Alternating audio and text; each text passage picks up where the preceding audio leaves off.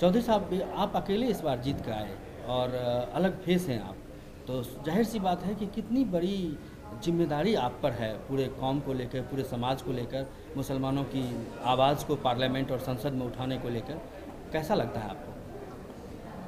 देखिए, अकेले एनडीए में जीत करके आए, लेकिन ऐसे और हम समझते हैं कि 21 या 22 मुस्लिम एमपी जीत करके आए हैं। और सबकी जिम्मेदारी होती है कि चाहे ऑपोजिशन में हो चाहे रूलिंग पार्टी में हो, सबकी जिम्मेदारी होती है कि अपने कम्युनिटी की बात को वो रखें। और क्योंकि रूलिंग पार्टी में एक सिर्फ हम ही हैं, तो जिम्मेदारी ज़रूर हमारी बढ़ती है। हमारी अल्पसंख्यक विभाग की मंत्री आदरणीय नजमा हेपतुल्ला जी हैं, उनकी जिम्मेदारी है। और बाकी जितने सारे लोग मेंबर्स हैं, सबकी जिम्मेदारी है कि कैसे अपने कम्युनिटी जो सचार कमेटी की रिपोर्ट में बहुत ही स्पष्ट तरीके से बताया गया कि कहीं किसी ज़िला में वो दलितों से भी बदतर स्थिति है उनकी, तो उसको कैसे उनका डेवलपमेंट हो, कैसे वो आगे बढ़ें, ये सबकी फ़िक्र होनी चाहिए, हमारी भी होगी। और अकेले होने के नाते जिम्मेदारी ज़रूर बढ़ती है। तो सर आप एक अलग प्लेटफॉर्म पे हैं, आपको लगता है सच्चर कमेटी में जो बातें दर्शाई गई थी, जो बातें कही गई हैं, उसके लिए मुख्य रूप से जिम्मेदार कौन है? अब देखिए, अब मुख्य रूप से आप जिम्मेदार मानेंगे तो जो सरकार चलाई वो है, लेकिन ऐसी बात नहीं है कि सिर्फ सरकार ही जिम्मेदार होता है। अब अपने कम्युनिटी को भी हम कहेंगे कि वो आगे बढ़ कर के सकारात्मक रूप से सरकार में हिस्सा लें। और यही बात हमने पिछले इलेक्शन में भी अपने लोगों को कहा था कि ऐसा लगता है कि एनडीए सरकार बनाने वाली है और आप लोग सबको उसमें हिस्सेदारी दर्ज करानी चाहिए, ताकि आप फिर से पीछे नहीं रह जाएं, पिछड़ नहीं जाएं। तो हम समझते हैं कि जिस तरह के संकेत, जिस तरह की अलामत अभी कुछ 10-15 दिन के अंदर आई है, वो अच्छी अलामत है, अच्छे संकेत हैं। तो इससे हम लोग आगे देख सकते हैं और इस कम्युनिटी को भी हर तरह की जो एक्सट्रीमिज़म है इसको ख़त्म करके एक मेन स्ट्रीम में सारे लोग जुड़ें, पढ़ाई लिखाई पर ध्यान दें, नौकरी में सरकार भी वचनबद्ध है कि उनको आगे बढ़ाएंगे। स्कॉलरशिप का मामला है, उसमें लोन्स के मामले हैं, इसमें तो सरकार की भी जिम्मेदारी बनती है कि जो पिछड़ा वर्ग है उसको आगे बढ़ाने की पूरी जिम्मेदारी के साथ उनको आगे बढ़ाया जाए। और ये कम्युनिटी की भी जिम्मेदारी है कि अपना दायित्व, अपना रिस्पॉन्सिबिलिटी समझें और अपना टाइम ऐसे चीज़ में ज़ाया नहीं करें जो कि अपने लिए भी हानिकारक हो और देश के लिए भी हानिकारक। तो ये दोनों तरफ से होता है, ताली दोनों हाथ से बजती है। दोनों तरफ सीरियस रहेंगे तो हम समझते हैं कि कम्युनिटी आगे बढ़ेगी। सच्चर कमेटी के पिछड़ेपन और उसकी जो हकीकत थी वो, और कल का जो परसों का राष्ट्रपति का अभिभाषण, प्रधानमंत्री का रिप्लाई कंक्लूडिंग, और उसमें जो तर्क दिए गए कि मदरसों का आधुनिकीकरण होगा, कंप्यूटरीकृत किया जाएगा, तकनीक का ज़्यादा से ज़्यादा सहारा लिया जाएगा, आपको लगता है कि ये सब बातें काफ़ी हैं इस समुदाय को मुख्य धारा में लाने के लिए? देखिए, एक पूरे समुदाय को मुख्य धारा में लाने के लिए या उसके उत्थान के लिए कोई एक चीज़ काफ़ी कभी नहीं हो सकती है, लेकिन ये बहुत बड़ी चीज़ है कि सबसे बेसिक चीज़ है कि जब तक एजुकेशन नहीं हो, मॉडर्न एजुकेशन नहीं हो, मदरसे को मॉडर्नाइजेशन की जो बात हुई, बहुत ही तो कहते हैं ना कि to hit the nail on the head, ये बहुत ही सही वक्त पर सही फ़ैसला है। और इसको जितना जल्दी इम्प्लीमेंट करें वो पूरे कौम के लिए फ़ायदेमंद होगा, सूदमंद होगा। और ये शुरुआत है। इसके अलावा बहुत सी चीज़ हैं जिसको कि सुधारने की ज़रूरत है। एक मेंटल मेकअप जो है कम्युनिटी का, उसको सुधारने की, कम्युनिटी को खुद इस पर पहल करके उसको सुधारने की ज़रूरत है। जितने ज़िम्मेदार लोग हैं, नेता हैं, जितने मदरसा में आलिम हैं, मौलाना है, ये सब की ज़िम्मेदारी है कि इस कम्युनिटी को सही रास्ते पर ले जाएं, मेन स्ट्रीम से जोड़ें।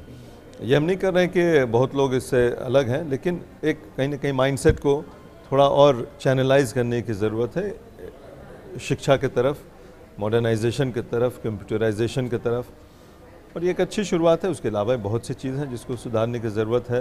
गवर्नमेंट को सुधारने की ज़रूरत है कि एम्प्लॉयमेंट अपॉर्चुनिटीज़ बढ़ाएं, ताकि जो नौजवान हैं वो इधर उधर न भटकें और एक सही दिशा में उनके कदम हो।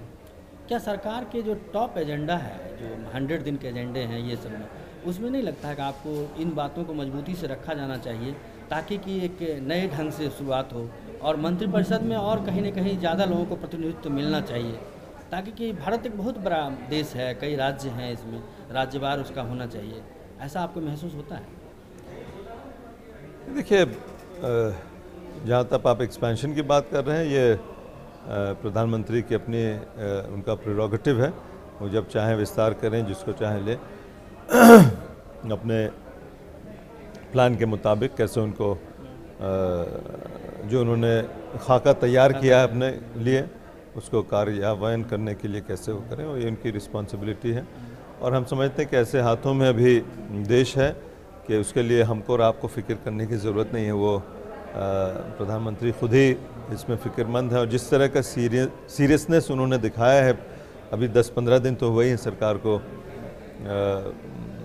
वजूद में आए हुए, जिस तरह की सीरियसनेस और संजीदगी दिखाई गई है, हम समझते हैं कि आने वाला दिन सही में अच्छा होना चाहिए, और हमारे कम्युनिटी के लिए भी है, पूरे देश के लिए। कांग्रेस और समाजवादी पार्टी जो दावा कर रही है अल्पसंख्यकों के लिए, खासकर मुसलमानों के लिए उसने काफ़ी कुछ किया, चाहे वो राजनीति में हो, चाहे विकास में हो। आप अब उन अलग हैं, आप एनडीए के पार्ट हैं। अब आप क्या महसूस करते हैं ईमानदारी से कि क्या ये दोनों पार्टियों ने मुसलमानों के लिए कुछ किया? देखिए, कोई चीज़ पेपर में करना वो अलग बात होती है, और वो सरजमीन पर पहुंचना वो बिल्कुल अलग बात होती है। तो जिस तरह के हालात से हम रूबरू होते हैं जब गांव देहात में जाते हैं, और जो हम लोग हमेशा पब्लिक से मिलते हैं, तो वो चीज़ दिखाई नहीं देता। पेपर पर ज़रूर बहुत से उत्थान के कदम उठाए गए हैं, लेकिन उन्हें सरजमीन पर पहुंचा नहीं है। डिलीवरी सिस्टम जो है, न सिर्फ मुसलमानों के लिए या माइनॉरिटीज़ के लिए, हर चीज़ में आप देखिएगा डिलीवरी सिस्टम जो है वो बहुत ही पुअर रहा है यूपीए के टाइम में। चाहे वो मनरेगा हो, चाहे वो पेंशन का वितरण हो, चाहे वो स्कॉलरशिप की बात हो, माइनॉरिटीज़ का हो या अदरवाइज़ हो, तो डिलीवरी सिस्टम में कहीं ना कहीं बहुत ही कमी है, तो वो दिखता नहीं है। तो आप पेपर पर कुछ भी कर दें, जब तक वो सरजमीन पर उतरेगा नहीं और उसके बेनिफिट्स नज़र नहीं आएंगे, तब तक कम्युनिटी भी अपने को एलियनेटेड महसूस करती रहेगी, और वही हुआ। तो बहुत कुछ नहीं तो काफ़ी कुछ करने के बावजूद भी वो इम्प्लीमेंट नहीं हो सका, और उसी का नतीजा है कि एक आक्रोश था लोगों में यूपीए 2 के ख़िलाफ़, और उसका नतीजा सबके सामने है। और समाजवादी पार्टी क्या लगता है यूपी में किस तरह से, जबकि वहाँ तो मुसलमानों का सबसे ज़्यादा समर्थन है और बड़ी बड़ी बातें भी वो लोग करते रहे हैं, तो क्या समाजवादी पार्टी कुछ ऐसा अब तक कर पाई है जो दिखने में लगता है आपको कि हाँ ये काफ़ी है? देखिए, यूपी के पॉलिटिक्स हम बहुत ज़्यादा वाकिफ़ नहीं हैं, लेकिन जो लोगों के नज़रिए आज के दिन में हैं, पिछले अभी कितना 2 साल भी नहीं हुआ जब अखिलेश यादव जी बहुत ही भारी मतों से चुन कर के आए थे, और मुसलमानों ने पुरजोर अपना सपोर्ट दिया था।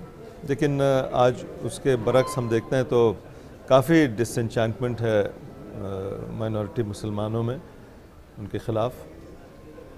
तो जाहिर सी बात है कि जब ये सब देखते हैं तो अंदाज़ा होता है कि उन्होंने जो वादे किए थे वो पूरे नहीं हुए, या उसको करने की कोशिश भी कर रहे हैं। तो जैसा हमने कहा कि ग्रास रूट पर वो पहुंचा नहीं अब तक, तो एक रिजेंटमेंट है उनके ख़िलाफ़, ये पैल्पेबल है। ये बातचीत करने से, लोगों से मिलते हैं तो उससे पता चलता है।